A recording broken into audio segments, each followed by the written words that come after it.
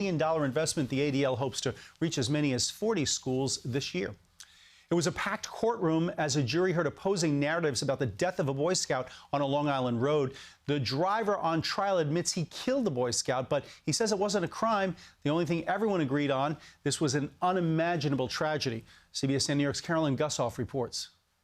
We're hiking, and a car just hit these kids. We got 4 kids on the side of the road. Agonizing moments relived through 911 calls played for a Suffolk County jury. We have 4 kids. We have 1 kid that's not even conscious. So began the trial of 60-year-old Thomas Murphy, charged with aggravated vehicular homicide in a crash last year that killed 12-year-old Andrew McMorris. Today begins this awful, awful journey into reliving this nightmare over and over again. A nightmare prosecutors called a completely unnecessary and avoidable horror show.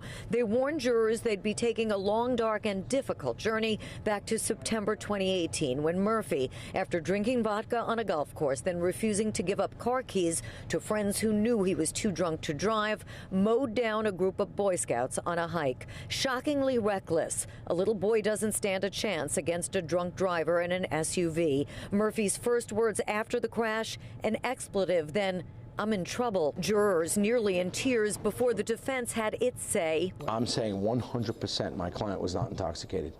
1,000,000%. According to the defense, the Boy Scouts were walking in the roadway, not in single file. Murphy's view obstructed by an SUV in front of him. The shoulder not marked with a white line at the point of impact. They weren't even supervised. The adults were all the way in the back, over 100 feet away, and the young boys were walking ahead of them, acting like young boys act. He urged jurors don't compound the tragedy by convicting an innocent man. An unfortunate car accident, but Murphy was not the cause. A lot of sorrow in that courtroom. The defense cautioning the jury not to let sympathy decide the verdict.